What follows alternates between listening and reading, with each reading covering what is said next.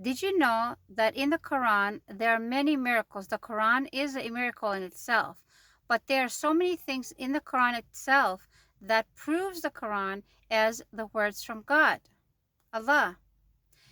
And it gets very annoying when people are sitting there talking about the Quran, or they get excerpts or little tidbits or little they pick little bits and bobs out of the Quran in order to use it to say, see, the Quran is this or the Quran is that.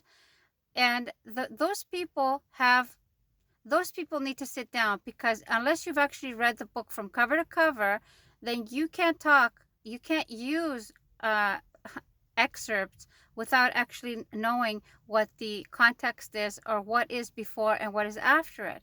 But what I'm really wanting to talk about right now is that in the Quran, one of the miracles that are described in the Quran is with pregnancy. It has to do with the beginning stages all the way to the end of pregnancy, and it describes the cells, the embryo, the fetus, the order in which all the developments happen. And it's clear that at the time when it was 600 AD, 600 plus AD, that a person that lived in the middle of the desert, who was illiterate, who didn't have access to anything that had to do with science, this was not the type of thing that Bedouins were doing at the time, that he would know the different stages of a baby while it's in the womb. It was just not possible. We didn't even discover the microscope until the 1600s. The 1600s, which is like 9 centuries afterwards. And we didn't even start talking about embryology until after the 1940s. We had no clue. There is no way with the naked eye to be able to see what is going on inside a woman's body through the different stages of development for a fetus.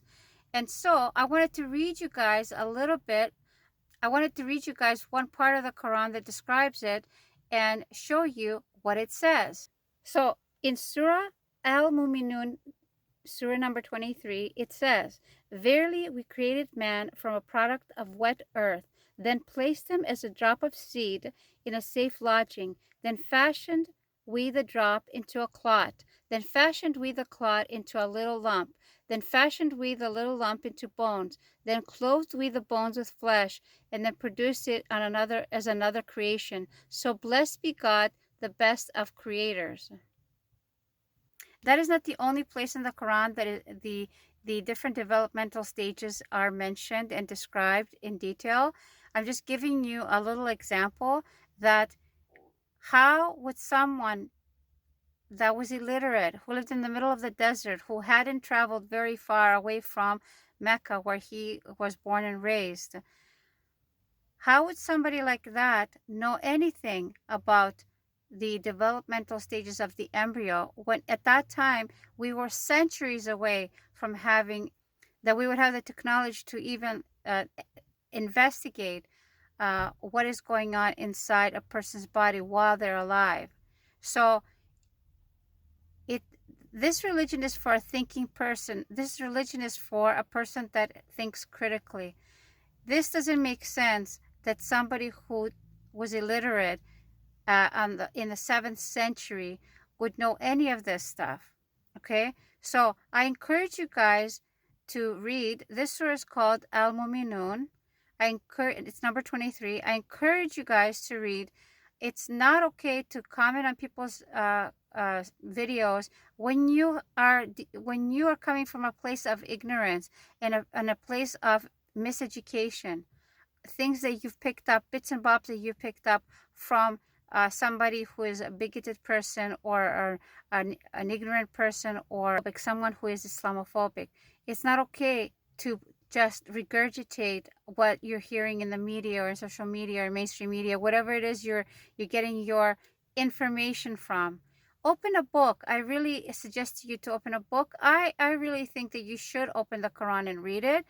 But for anybody who is having ideas about where they are, why they're here, their salvation, where they're going afterwards, I highly suggest you read the Quran, start from the beginning, and work your way all the way to the end and read it. Ask God to open your mind and lead you on the right path. And hopefully this is the right path for you. It's not the path for everybody, unfortunately.